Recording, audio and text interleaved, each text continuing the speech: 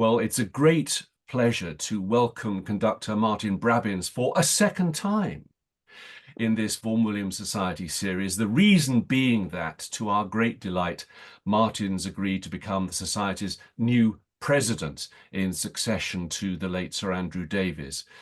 Well, as you will be well aware, Martin enjoys an international reputation both in the concert hall and the opera house. His conducting is on display in around about 150 recordings, and among those are his readings of all the Vaughan Williams symphonies. Well, last year, Martin received the Royal Philharmonic Society's Conductor Award for his, and I quote, colossal contribution to British musical life. We'd all agree with that. So Martin, welcome to the top job in the Vaughan Williams Society. We're very grateful. Well, Andrew, it's, as you can imagine, it's a huge honor and a huge privilege to have been asked. And I can think of no finer composer to be associated with. Well, that's great. We'll talk a little bit more about the role in a moment. But first, a word about Sir Andrew Davies, our late president. I'm thinking that conductors don't actually get the chance to meet very often. Did you actually know Andrew very well at all? I did actually. I mean, we are a solitary species, as you rightly allude to. We don't. There are very few instances where two conductors are needed in any one project.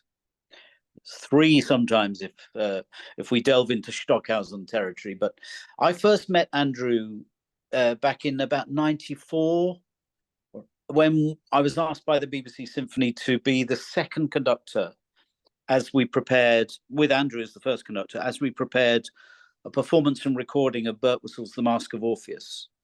So I got to know, and we spent pretty much 2 weeks together in Maida Vale, and then Festival Hall. We did a couple of performances. So I kind of got to learn at the master's feet. And when I was, I came to conducting slightly late. So I was, I'm 15 years younger than Andrew. It's not like he was much senior to me, but I felt that he had a mastery of many things that I didn't at that stage. And just particularly what I learned from him, and this, I spoke to the BBC Symphony Orchestra recently about this, because I deputised for Andrew's prom at the end of August. It was the way Andrew was able to draw commitment from his players. Maybe some of them weren't great Birtwistle fans, and Birtwistle is very demanding and challenging, but he coerced, he cajoled, he charmed, he berated, and just with such an honest human way of working that I somehow, I didn't at the time realize that was what was happening, but I imbibed that kind of spirit. And I hope that's how if anything, that's what I learned from Andrew. And I try and work in that collegiate way, but with a sense of humor and the occasional rap on the knuckles. And it was just a wonderful thing to witness that. The one thing I've always felt about Andrew's, if we talk about his career, maybe he left the British consciousness a bit in recent years, because he spent 25 years in Chicago at the head of an opera house and Melbourne Symphony and so on. So he is, we should never forget, he's one of the great British conductors of recent times. And it really is a privilege to step into his shoes. And I think I will try and emulate his openness to repertoire and willingness to try things and experiment with all kinds of things. Nothing was out of his reach, and that's something I really, really admire. Well, Sir Andrew, very sorely missed by us all, not least within the society. When we spoke last time, Martin, naturally enough, you majored on how you came to Vaughan Williams when you were a young man. I thought we might start with how you came to classical music, full stop. I mean, the first question is, was your family a very musical one? Was your school a very musical one? Well, the short answer to the first is no, and to the second, I suppose, yes. So my family there was no musical proficiency in the family. It was a love of music. I'm one of five children. I suppose one would say we were working class. Both parents left school at 14.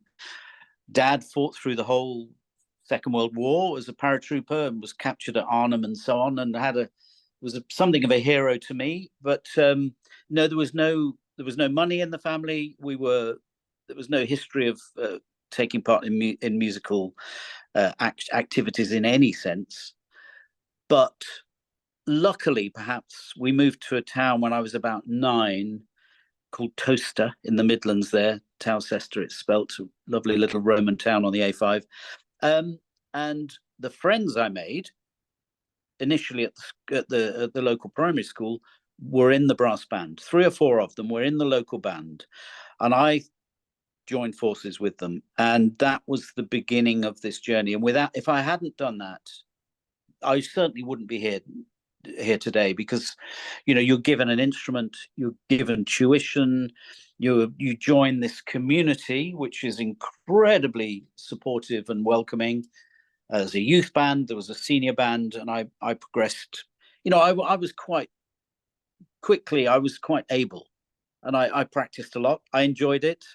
Slightly competitive, there's a big competitive element in the brass band world. Competitions are kind of the lifeblood of what they do. And of course, members of society will know that Vaughan Williams in about 1955 wrote the test piece, the Variations for Brass Band, for the national finals at the Albert Hall, which are in a couple of weeks' time, and I'll be going along there.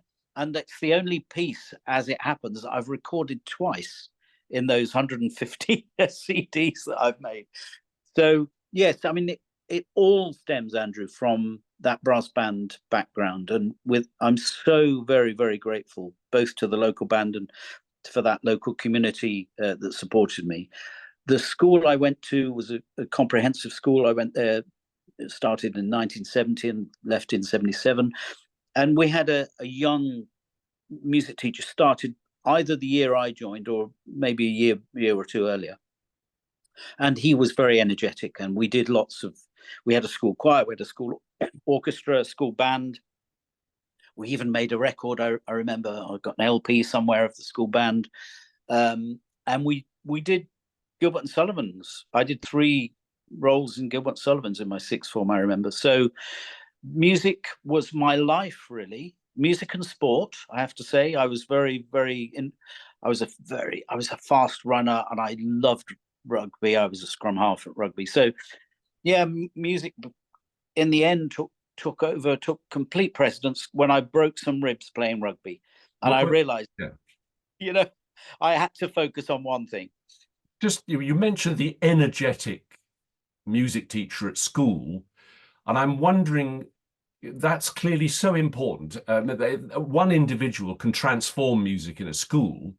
And I'm wondering whether there was a similar figure in the brass band who really energized you. You've mentioned all the things that you were able to do, but when you're starting in the band, what keeps you going? Well, I did mention that competitive spirit. So there's that element, but there were a few significant men, as it happened. The main conductor of the senior band was a gentleman called William Scholes, who was a well-respected Salvation Army musician. Seemed quite elderly at the time, but probably was in his 50s, I guess, and I was a youngster. But I still remember some of the things he said about music making and articulation and phrasing, and just, again, his human warmth was something very, very special. And then that was a long relationship. I was sort of under his baton for 5 years or so when I was playing in the band. And the other guy that was really brought me to the fore as an instrumentalist was a guy called Bert Sullivan, who was the principal euphonium of the Gus Footwear Band in Kettering, who were in the 50s and 60s were just the best band in the world. And he was a tyrannical, ferocious little Scotsman who really made me practice, because I felt I was in fear and trepidation when I walked into his house for a lesson. But it was always really inspiring to be under the tutelage of these individuals. And as you say, it's so important to people. And when I'm off to Glasgow today to start a bit of teaching with this year's intake for the masters up there, and I kind of take that mantle of a teacher and a guide very seriously, and you realize what a difference you can make to people's lives. So swiftly fast forward, your first dip into conducting was how? When you said, yes, this is going to be for me. Well, would you believe it was, after I graduated, I went back to Towcester to conduct the band for 2 or 3 years. So it was brass bands again that helped me go forward. So I would get on the train and go from London up to Northamptonshire twice a week. And we did concerts and competitions and little trips abroad. And it was a great learning experience for me. Yeah.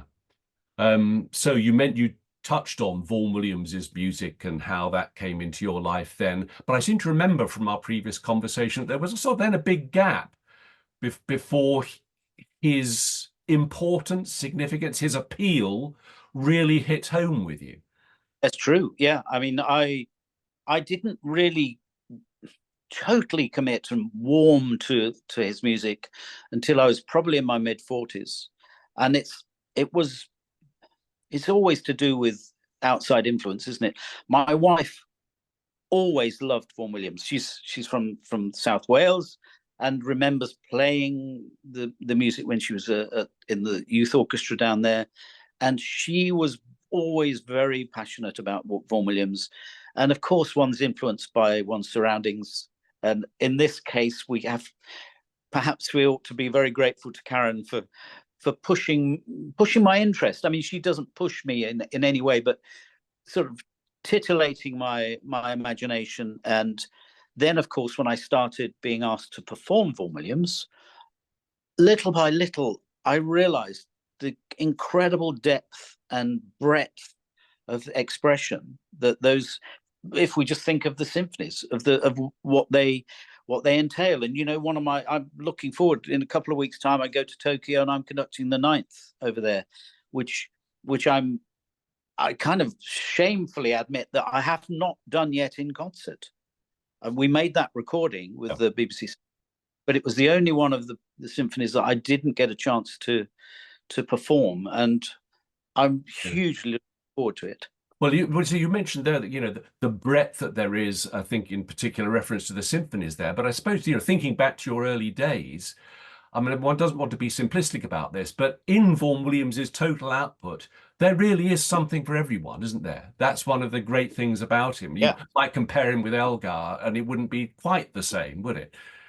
No. I mean, there really is, and I mean, I do remember playing the folk song suites in the band, alongside the similar kind of output of Holst for brass band. They were kind of staples. The suites in E flat and F of Holst, and the folk song suites of Vaughan Williams. So yes, and you just have to think of all the repertoire. I mean, the string repertoire, the vocal repertoire, the church music, the hymns, the operas, Pilgrim Progress, which was such a great experience when we did that at ENO. And, I've got a real passion for Hugh the Drover. I'd love to do that one day. We talked about it a few years ago now at ENO, that we should try and revive that. But of course, that never happened. And I think that's just such a fun piece.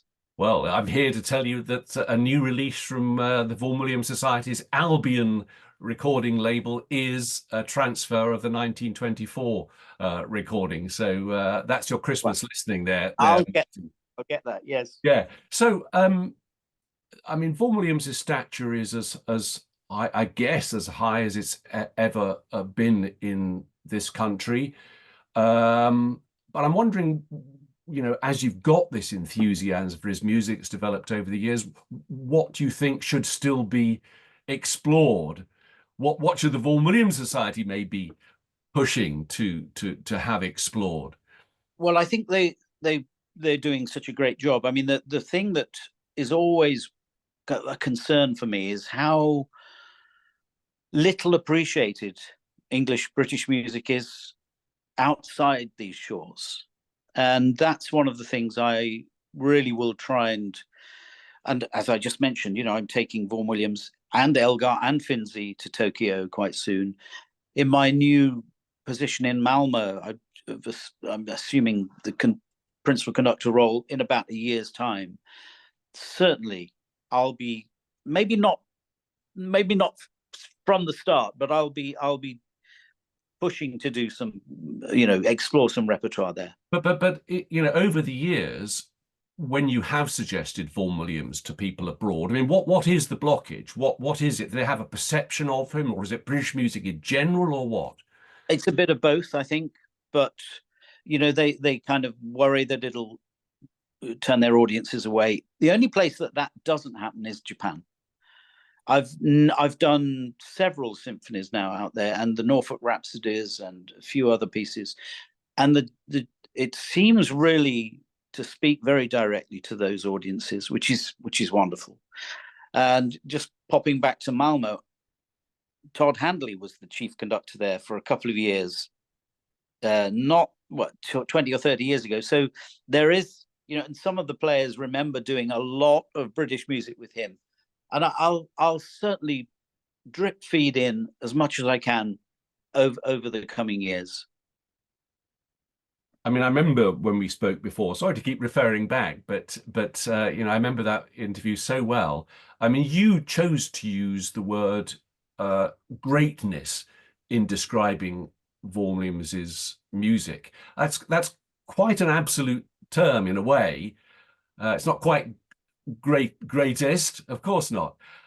But on what does the use of the word great depend as far as Vaughan Williams is concerned, would you say, Martin? Well, I think there's many aspects to his greatness, and it's not just the quality of the music, which is, in my opinion, we particularly talked about the symphonies last time I remember, and how each one is completely different to the one before it. They're always evolving and going on this incredibly rich journey. I mean, there's something for everyone in all of those symphonies.